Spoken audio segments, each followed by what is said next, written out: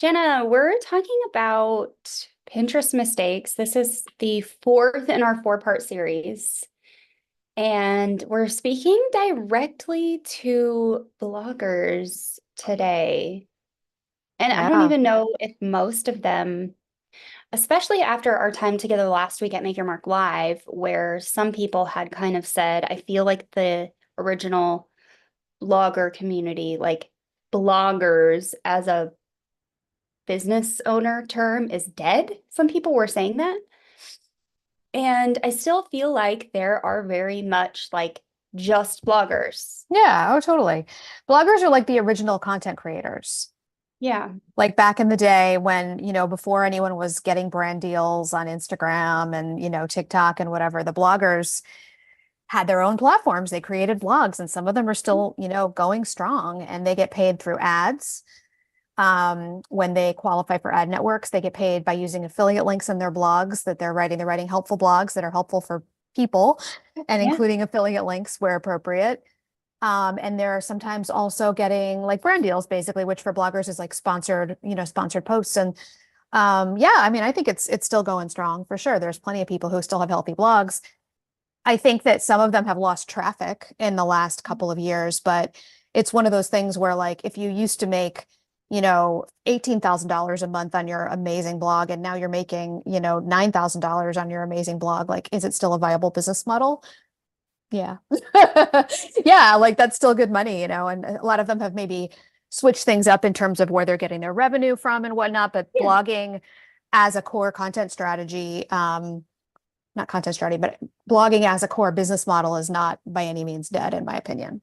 No, not in my opinion either. And what I would add to that is as we have progressed, away from like the OG 2008 to 2012 like bloggers, I'm seeing a lot of the original bloggers have now in recent years gotten a lot of book deals, a lot of big brand deals where they have like their own lines of product that they sell in stores like Target and Walmart and, you know, other places like Anthropologie or, elsewhere. Mhm. Anyways, all of that is to say that while some of them might be graduating out of that term of blogger and have much bigger media companies now, I still think and I still feel like people are very much making a full living off of blogging. Oh yeah, and those people you're talking about are the ones that maybe are the most visible to us. Yeah. Like they're like I guess what I meant to say is bloggers are the original influencers, and some of them have segued into being influencers on multiple platforms, not just their blog, right? But Yeah. there's also plenty of people out there who just still run, a mom blog or a budgeting Yeah. blog, and they do great with, like I said, traffic, affiliate links. Digital products is another, thing that some bloggers ended up adding into Repertoire. their repertoire. And we did a whole live stream 3 weeks ago, something like that, or maybe 4 weeks ago about Pinterest mistakes that digital product sellers make too. So if there's anyone watching this and you're a blogger, but you also identify as a digital product seller, you might want to go back and watch that live stream as we talked about the mistakes that digital product Hmm. sellers make. But yeah, so mistakes that we still see some of the people who have a traditional blog as their monetization method for their business, as their business model is really what we're talking about today. And I did want to real quick just say one thing too, like if anyone's here watching because they're on my email list, they're my high leverage content student, or they're someone who, is in my community, you often hear me say, you're not a blogger, you're a coach with a blog. And Hmm. those things are very different too. So just keep that in mind. Today, we're really speaking to the bloggers. We did a live stream a couple weeks ago about Pinterest mistakes that coaches make, and that's different. But this one really is it's not for the coaches with blogs or the service providers with blogs. It's for the bloggers, the people who monetize in the ways that we talked about, the ads, the affiliate links, and then other pieces of the puzzle for them as well, like digital products sometimes. So, Yeah. No, that's great. So I think we just kick it off with at least one mistake that bloggers are making when it comes to Pinterest. mhm, And as I was auditing some pretty decently sized accounts this week for a project I'm working on, mhm. these are OG bloggers. They mainly monetize through display ads and affiliate links, like you were mentioning, but they probably also have some other things. One of them specifically has a product line. One of them specifically has a cookbook. Mm, So when we're thinking about those blogging monetization methods where the majority of your income comes from just publishing your work online and then getting paid through those display ads or those affiliate links, one of the mistakes that I see some bloggers making is really not utilizing enough imagery in like different images, unique images when it comes to creating Pinterest pins. hmm And the mistake with this, so you can have a couple of images in your blog, and that's fine, that's great. hmm But when you are making Pinterest pins, the mistake that I see people making is pinning the same image 3 or 4 times back to back to back to back to the different boards that you want to pin it to. mm, The mistake is the frequency of your pinning to those for those blogs. What I would rather you do instead is space them out. hmm So instead of pinning, Monday through Friday, the one blog to hmm every board that's appropriate, I'd rather see you pin 1 week for each week of the month hmm to those appropriate boards and have a greater spacing. So workflow wise, the way that might look is like you just published a new blog. It has 3 images on it. And instead of pinning those 3 images to 4 different boards today, what you would do is you would, and by the way, 4 boards for anyone who's listening, I just pulled that out of thin air. That's not Yeah, necessarily like a best practice anymore. It's just like if that's what no, you're doing, um, it would be like you would maybe use a scheduling tool, or you could use Pinterest native scheduler to schedule out those 3 pins for the next couple Fridays, for example, or the next 3 or 4 Fridays, which would work well Mhm. because you can schedule up to 30 days in advance using the Pinterest native scheduler. So instead Yeah, of hitting publish now, you could just hit, publish in 1 week and then, or, in 7 days, and then the next one could be published in 14 days or something like that. yeah, And then you would be pinning other things in between. So potentially that could be if you have a workflow where you're also repinning new images for your older blog posts, which we think you should be doing as well. So those could be kind of happening in between. So when Mhm. someone is like looking at your profile, for example, not that this is the be all end all like litmus test, but like they wouldn't just see like image, image, image, all the same images all in a row at the top of your feed, basically. Yeah. Mhm. Yeah, that's exactly one of the mistakes I was seeing when I was doing these profile reviews Mhm. earlier this week was, and actually I was sitting in bed, my husband and I were watching a movie, and I was doing these reviews while we were kind of watching this movie, and my husband looks over at my screen, and my husband doesn't really know anything about what we do. He just Mhm. happily supports me. Yeah. He helped me build this office so I would have a place to work quietly. Yep. And he looks over and sees my screen and he's like, why did that person use the same exact image 4 times? Like Right. there's 4 versions of the same one. Like that's really Right. weird. It looks odd to the consumer. I never Yes. said anything. I'm just quietly like Right, right, jotting right. down notes in a notebook off to the side, this notebook, in Mm-hmm. fact. And I'm noticing the same thing and he brings it up. So if a total novice to Pinterest Mm-hmm. notices this and finds it odd, then your Yeah. audience is probably also going to find it odd. And separate from customer experience, which is what we're describing, let me ask you a question. Do you think, in your experience, that the Pinterest algorithm, um, like doesn't like that or penalizes that or thinks that that looks a little too repetitive or spammy and says, we might not distribute these pins very widely because you're pinning the same image 4 times in a row in the same day? It's hard. It's hard to know exactly. So you would need a very large data set, and I've tried to do this before. And what I have noticed in the past is that the reach on copies 3, 4, and 5 Mm-hmm. don't see as wide of a reach as copies 1 and 2. And this actually Yeah. leads me into another mistake that I see people making Mm-hmm. that I would encourage you to stop doing. So if you are pinning the same pins, Mm-hmm. you can use the same description. And I do talk about this in my YouTube content. I talk about this in my private coaching community with an exception. So what I would rather you do is differentiate the main keyword in the description. So try to Mm-hmm. use one main keyword in the description and maybe just swap that one out. So Mm-hmm. you have five main keywords. This I'm gonna talk about the 5 by 5 method, right, real Mm-hmm. quick. So 5 keywords, 5 sentences, 500 characters. Mm-hmm. That's my description writing Mad Lib methodology. Mm-hmm. You have 5 keywords and maybe you're creating 5 images. Alternate those 5 keywords to be the main keyword for the description. So Mm-hmm. kind of swap them out. Take one of those main keywords and put it in the title Mm-hmm. for each of those, and then maybe use that on your text overlay. So you're swapping them out, so you're not using the same copy and paste image every time with the same copy and paste title and the same copy and paste description. Yeah. Let's mix things up.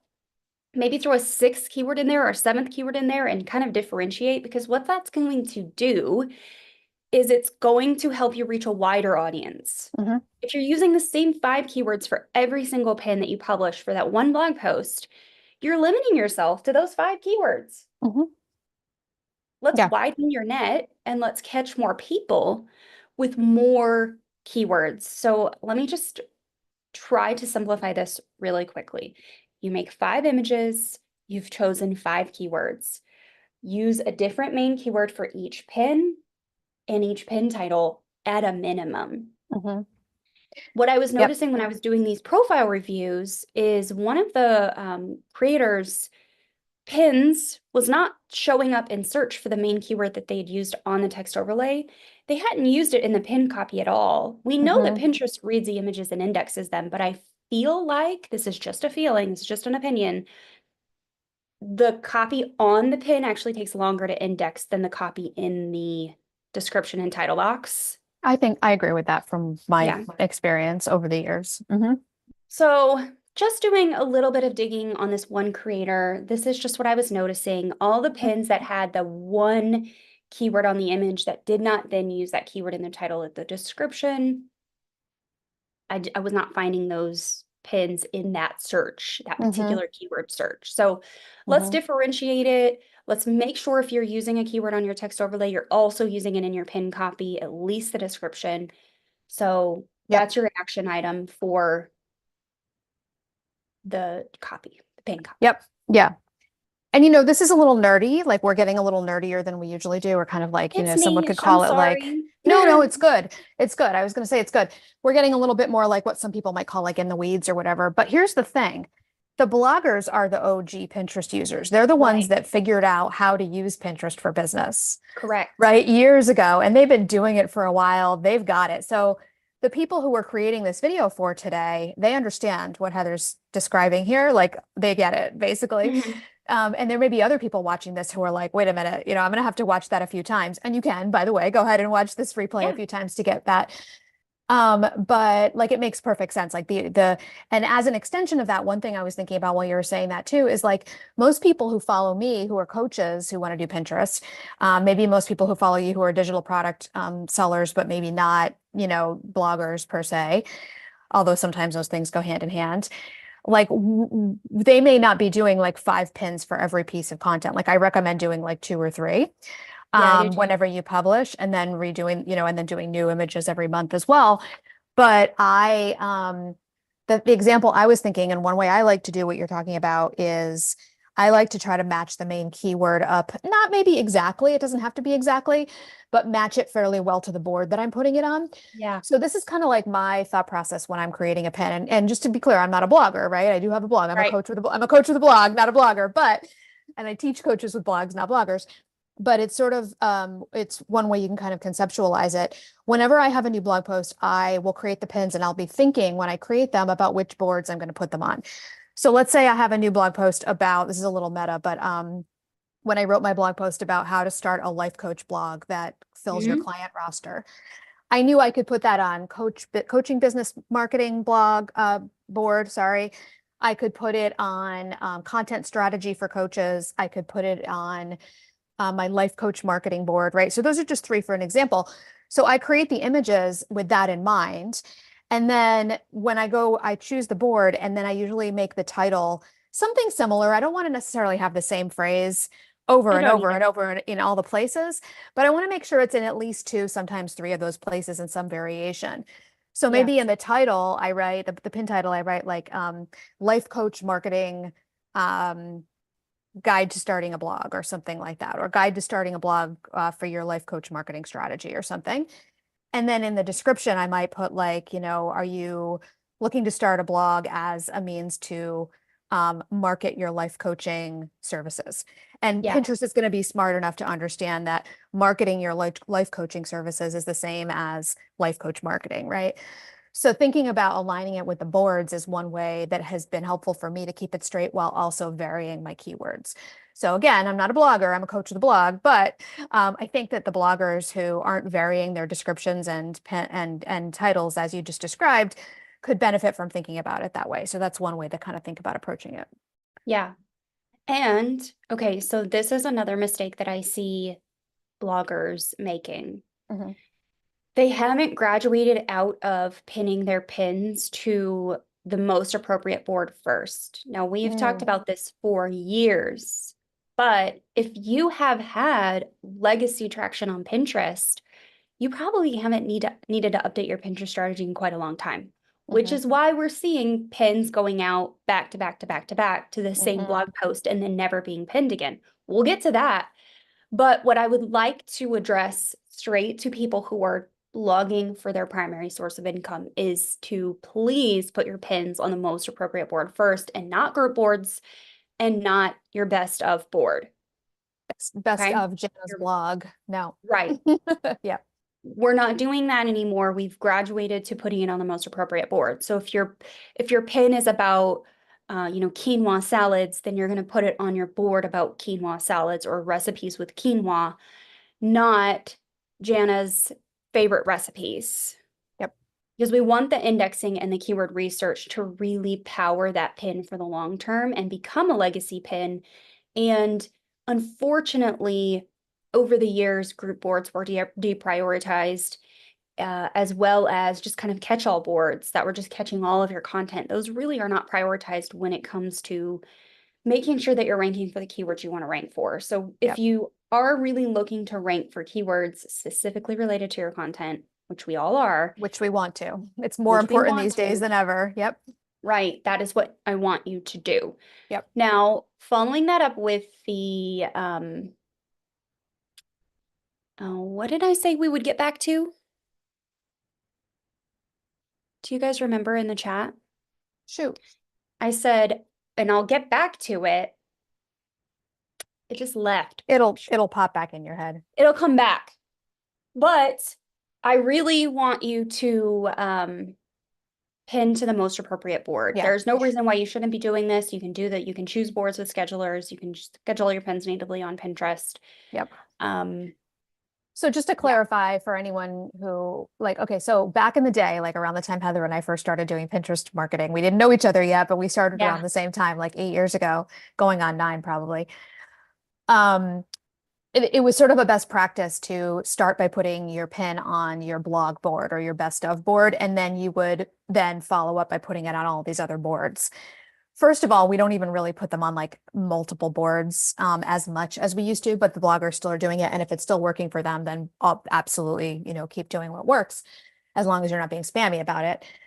And what happens is when you pin your image for the first time to Pinterest, when Pinterest is indexing that pin, they're looking at all kinds of things, the words on the text overlay, yeah. the pin title, the pin description.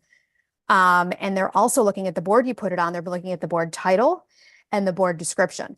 And all Mhm. those things are what Pinterest uses to understand what that pin is about and therefore show it to people who are searching for quinoa salad recipes or whatever.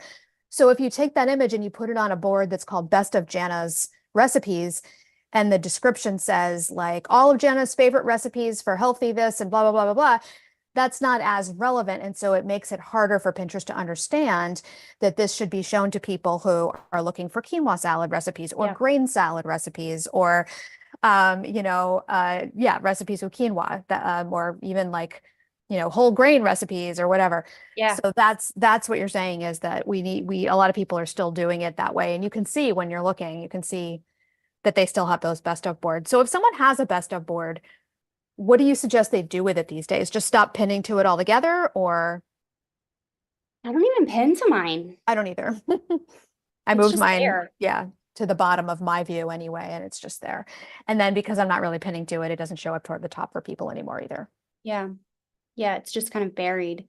There's plenty of content on it if people were to find that board, which I have Mm. become my own search term on Pinterest, so the board might Mhm. surface itself, But you're the especially if exception. you're, Most people are not their own search term. You're an exception. You're an well, I've amazing been, exception. I guess I've been at it long enough teaching this topic that people are looking for me. But Yeah. if you are searching for my name and then you were to filter down into boards, which most people are probably not doing, um, that board would come up undoubtedly because it's got And my name. yeah, and people So aren't really doing that. yeah, no, I don't think So. people are doing that either. They're Hmm. looking for profiles, maybe specifically for, Hmm. you know, Yeah, for they might look for like Pinterest marketing for coaches. I yeah, know I've been found many times like that way. People say I searched either on Google or on Pinterest, Pinterest marketing for coaches, and they find my pins and yeah, my boards about Pinterest marketing for coaches because I'm yeah, a little bit singular in that way. There aren't a lot of people who are like specifically teaching coaches and service providers how to do Pinterest. So I do get yeah. found that way. My boards get found that way, which is pretty cool. Did you remember what your thing was? No, but Okay. something else came up. So for our bloggers who are getting a lot of Google traffic, and Hmm. this is something that I noticed when I was doing these profile reviews earlier this week. For these people who are getting a lot of Google traffic, Hmm. and Pinterest is also part of your, marketing suite. Something that I noticed on a few websites I was looking at was the lack of a pin it button. Mm, yeah. Pinterest offers a free pin it button that you can just embed into, a specific area of your website. I'm not going to talk about how to do coding or inserting that or anything like that. You Hmm. can find it and follow the instructions on the Pinterest for Business blog. But the pin it button allows people to pin your pins to Pinterest. Now, one thing that I was noticing and I have discussed with others in the past when I've been reviewing analytics is that they get a lot of Pinterest traffic. And that's kind of what brought them to Pinterest. They had a realization as they were looking at Google that, oh, I have a lot of Pinterest traffic. I should be actively pinning on Pinterest. I have Hmm. clients that come to me with this. Hmm. And then we set up their account. It starts collecting data, your claimed Hmm. account on Pinterest, your overview analytics section. You can actually filter in there and look at your analytics and see what people are pinning and see other pins. Hmm. Your pins, even though they're yours, being Mm. pinned to the platform, are It's going to show up confusing language, in confusing other language. Yeah. pins. It Hmm. is. Yeah. This just means that other people are pinning your pins to Pinterest, and then they're Hmm. going because you've claimed your domain, they're going to start showing up in your analytics. Right. So having that free pin it button on your website, allowing people to pin images that you've embedded in your blog posts is a really great way to empower people to pin your content and turn it into And pins. and so are you seeing some of these really established, successful blog entrepreneurs that don't have the pin it button on their website? Really? I'm surprised. Yeah. Yeah, That's because huge. I have the pin That's it a button. big mistake that bloggers make. Mhm. Yep. I have the pin it button in my browser.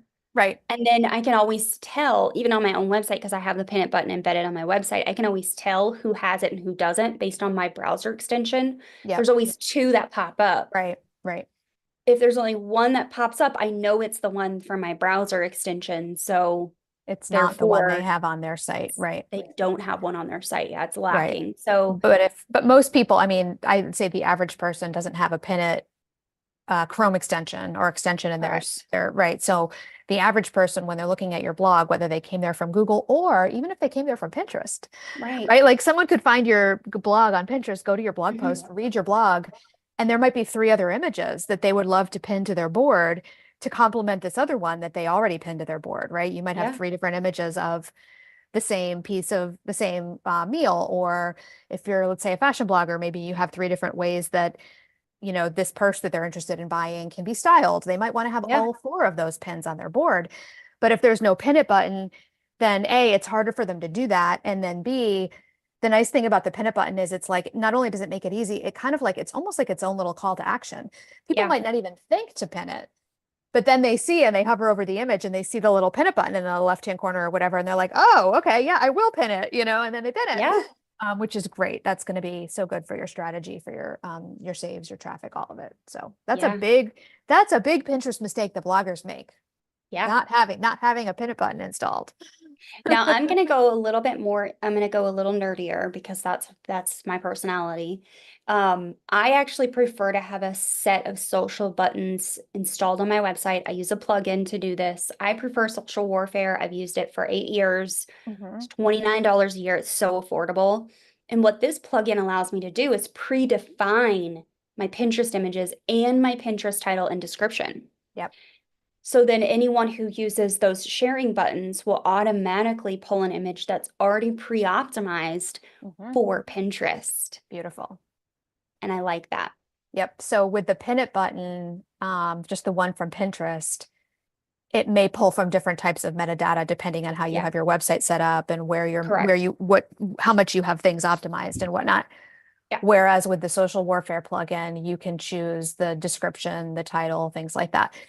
Do you find that it works across the board? Because I always hear reports about all of those plugins, including Social Warfare, that it works sometimes, but not reliably. Do you find Social Warfare is pretty reliable Yeah, I've with it? never had an Yeah. issue with saving Mm. pins through it. Mhm. I don't save pins directly from my blog to my Pinterest account. I just load them in for other people to use because I'm already creating them and adding them in a Tailwind. Mhm. So for me, it's just a convenience and a user experience factor I'm adding in for people reading reading my blogs on the website. Yep, that makes sense. But you get so much traffic from Google that it would make sense because Yeah. people come from Google to your site. I get a lot of traffic from Google too. Mhm. And they may not be thinking about Pinterest, but then they pin it to a board. So it's to have all that optimized by Warfare makes sense, especially for such a low investment per year. It's good. Yeah. Yeah, it's so cheap. I love Yeah. it. It's a power move. It really Mm. allows you to predefine Love what it. you want. And that's really the thing that I love. So there's so many other options for these tools. Mhm. I don't know. I just had a question from a student a few days ago about Shopify websites and blogs.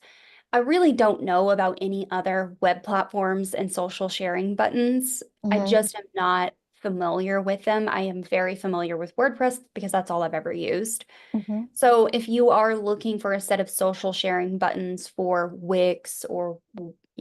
Squarespace, Shopify, whatever, you're going to have to do a little digging on your own Mhm. to figure that out. Mhm. But there's always the free pin it button. Mhm. You can always just install that. And I think Yeah, Squarespace even has that functionality built into their web platform where you can just turn they it do. on. Yeah, they do. I know from many Yeah, years of setting up Pinterest profiles that with Squarespace, there's just like some toggle buttons that you do to set up the Pinterest sharing button. there you go. That's it. That's Yep. great. And then I believe Shopify might have something similar, but I don't use the Shopify. I use Shopify to sell digital products, but I don't use it for blogging or Mhm. anything of that nature. So I wouldn't You know. don't know how that works, right? No. But I do know because I have a client that is very successful with a blog. She's got a teacher blog on Shopify. Mhm. It works beautifully for Pinterest traffic and pins. And like we embed the Nice. pins in her post and all of her product images are there. And Mm. it's great. People pin Yeah, them all the time. cool. So back to bloggers. Yeah. What do you think? What about images? I feel like, and I didn't say this at the beginning, but I should just say this is like Heather's the person to learn from if you are a blogger who wants to either start Pinterest or up your Pinterest game. And Heather's membership, Pin Profit Academy, is where to go to learn that. So I don't know as much about Pinterest for bloggers as Heather does. Yeah. All that being said, I think I'm still observing a lot of people using images that look very dated to me, that still look like circa 2008, 2009. There's a certain look about the blogs where it's like black and white and pink font, and the font takes up the whole image, and there isn't really any actual image in there. So there's no image of the outfit or the meal or the kids' activity that the person blogged about. It just says like words on it.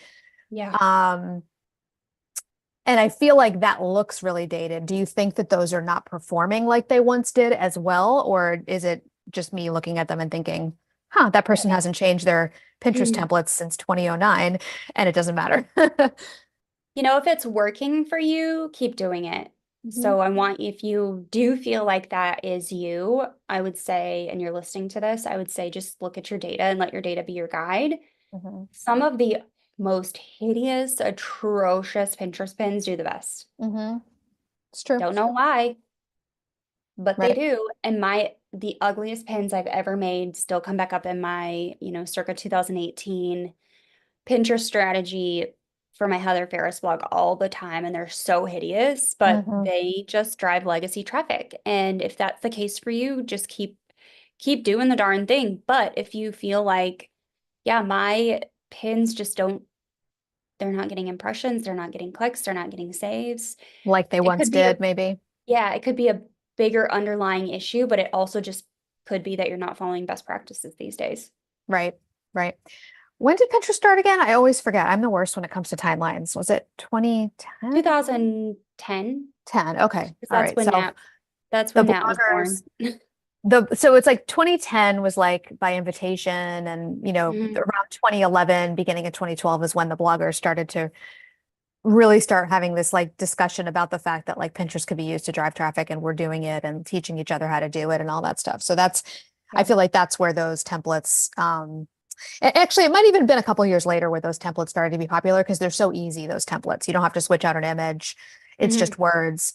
Usually one of the words is a scripty font. You know the ones. Y'all know the ones I'm Right. talking about. They're just like, I feel like at this point, those are like white noise to me. Like I just kind of don't even look at them in the feed because they just all look the same. But anyway, that's just my personal experience and whatnot. I know you've worked with clients, Heather, who are bloggers. Like I know your plant client, for example. Did you find that like I guess with it depends on the niche, right? Because like with plants, obviously the images are going to be important because people who love plants are going to be drawn to images of plants. It's probably not going to work out so well for a plant blogger to have like a like just words on a on a pin, right? No. Yeah. No, so what I like to do, and I'm actually toying around with the idea, and if you guys are watching and you like this idea, whether you're watching live or the replay, let me know in the comments. I'm toying around with the idea of doing specific videos talking to specific industries. So Hmm. Pinterest for travel bloggers, Pinterest for garden communicators, Pinterest for authors. If that is something you want, like let me know because I need new content and I like to do things that everyone else is not doing. Yeah. I So feel if you're like those watching this, must be keywords to indicate that there's a desire for probably, that, right? Yeah. Hmm. yeah. If you're watching this and you're a fellow Pinterest pro and you rip me off, I'm gonna watch your video. Okay. I'm still gonna support you. Do not rip her off. Um, but what I would say is depending on your industry, your creative strategy is going to be different. So don't just do, a mistake here could be just making Pinterest pins with only images and never doing Pinterest pins with text overlay. Oh, yeah. Mm. We want all the options. So photographers should be doing with text overlay and without. The same with food creators, Yeah. with and without. But something else that I want you to play around with, and I've been having success with this for a while, and the other Pinterest pros are not talking about it, is different sized images. Square Mhm. images are now a thing Yeah. Yeah. on Pinterest. They've built it into their create tab, in fact, Mhm. that you can resize to one Mhm. sizing. And my one images get just as many views as my 2 to 3. So test around with different images from your blogs. I've even been doing rectangles, Jana, and they're Well, still getting when you views. say rectangles, do you mean wider than they are tall?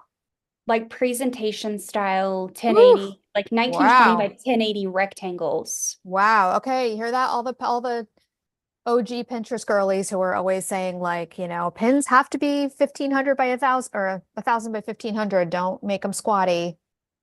No, I'm Mm, not finding that not to so be much true. anymore. Yeah. No. Everything evolves. Pinterest has evolved in that way. Yeah. Interesting. Interesting. Give it a go. I mean, pin the images in your blog posts. When I was doing Pinterest for my garden client, we were pinning all of the images in the blog post and just spreading them out over the months.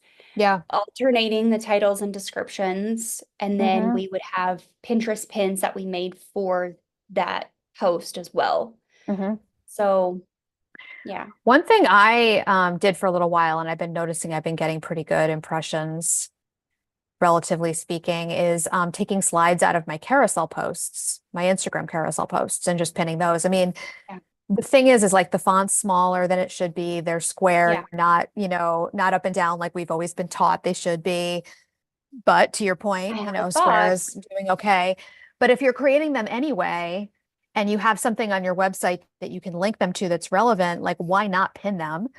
So I'm just looking at like I have two. If anybody wants to go to my Pinterest profile, it's Jenna O Media. And you can see right now, if you're watching this live or shortly after we well, even if it's later on, you can just have to scroll down a little further. I have like one, two, three, four different images that obviously are, you can tell if you look closely now, especially you'll know that they are Instagram images and they're performing fine. They're not getting as many impressions and just my overview look at it. I'm not looking at the analytics dashboard. I'm just looking at my save tab, I mean my created tab, as the other images still, but they're not tanking either. They're doing Yeah. okay. And it took me like 2 seconds to pin them because I'm good at writing fast descriptions and titles now that are quality. And I Yeah. already had the images created. I didn't have to actually take a minute to create an image, right? So, So a thought that I have here on this is a lot of the smaller images that I've created, the squares or the rectangles or the Instagram content that's importing over, because the text is smaller because it was formatted for a different platform, mhm. those have a ton of pin clicks. And while saves are my most important metric on Pinterest, pin Yeah, clicks the pin click also is tell still, Pinterest yeah, it's still an that someone engagement. is yeah, it's still engagement. Someone is interested in your content and they're more likely to be fed more of your content. So even if it's not super readable, even if it's not perfectly optimized for Pinterest and you're repurposing carousels from Instagram, or you're pinning, pins or images in your blogs that you just had embedded there, go ahead and save them because you don't know what someone's going to do with that. And it might just trigger enough pin clicks that people now start to see more of your pins in their feed. Right. And so pin clicks, just for anyone who's watching who's unsure, is different than an outbound click. A pin click is basically just making the pin bigger so you can see Yes. it better. And so the point is that the font is small, but if they can tell it's something that's relevant to them and they want to look at it, they'll do a pin click to make it bigger so that they can read that font that's smaller. And that, as Heather described, is an engagement signal to Pinterest. Another thing to add on to this, and we've kind of gotten far into the weeds, and that's okay. Yeah, that's okay. I do need to wrap in about 5 minutes, Mhm. but I just published a YouTube video yesterday on new Pinterest features you might have missed. I saw And your email about it. That's cool. yeah, there is a new feature called View Larger on desktop specifically, and the majority of my users are on desktop. Hmm. The way that you find out how, your user attribution and the majority of usership is either analytics overview or the quick way is audience insights. I know my users are B2B, so they are on desktop primarily, but there's this new feature called View Larger, and it will make it even bigger and it makes the screen black. It takes all of the noise away from all the other Pinterest pins and all the white space, and it zooms the image up on your screen and makes it way bigger. I don't think I have So it. Pinterest is using this, I think, as an accessibility tool, more Mhm. or less. But even if you're pinning the smaller images, there is a way for people on Pinterest to view larger. I don't It's have a, that feature yet on my desktop. I don't think. it's probably still rolling. Yeah.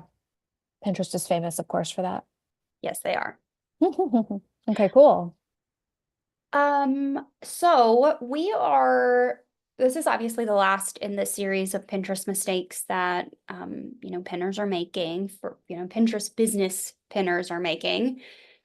If you are interested in any of the other mistakes videos, there is a playlist here on the profile that I made last week, and obviously this video will be in the playlist. I'll go ahead and drop the shareable link in the live stream chat, and that will show up in the replay chat as well, but we can also put it in the description later. Mhm. Let us know if you are interested in any other specific topics that maybe we haven't covered or industries that maybe we haven't covered. And if you are interested in those specific Pinterest strategy for fill in the blanks, let me know what your industry is. And if you see your industry as a comment in the video, like that comment as like an upvote. So I know you're also interested in it, or leave a comment underneath that person saying, hey, I want this too. That way I know who to prioritize. I wonder if it would be cool. I don't know if I should say this on camera or if I should just say this to you privately. Hmm. All right, I'll just say it on camera. But no promises here.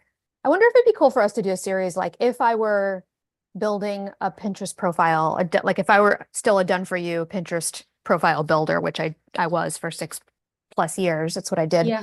initially. And I know you still do those occasionally for your high ticket clients.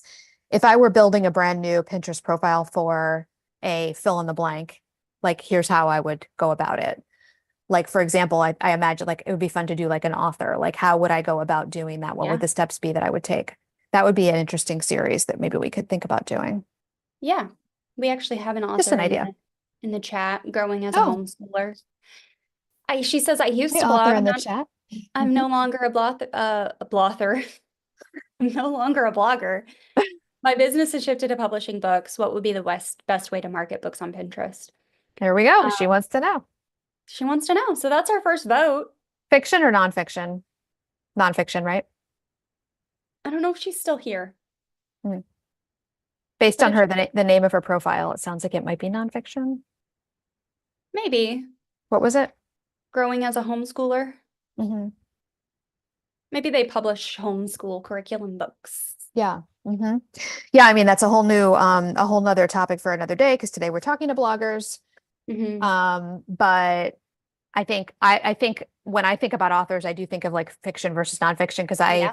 have a whole strategy that I use to build some profiles for fiction authors in the past. Yeah. And I think building a profile for a nonfiction author is quite similar to building a profile for another type of content creator, but the funnel and the call to action that you build behind it would be different. So, Yeah. but we can talk about that sometime. Great. Well, next week we're back talking about how we are going to plan for our December time off. This is But a it's topic that only September. I know, but it's only September, Jana. But we That's how picked you that. take We did that on successful purpose. time That's why off. that's because we plan. Right. We don't wait until the end of November to plan to take No, December off. no. In fact, I already have plans lined up to pay someone to take over my Q&A calls in my Oh, academy. smart. So that's one thing that I'm going to be doing. That's our Mhm. sneak peek. The rest you'll have to come back for next week. Same time, same place, right here. We will see you then. In the meantime, check out the description in the video later. And in the comments, I've left a couple of videos and a playlist. We'll see you next time. Bye. Bye. This is good because I don't know how this just happened. It's just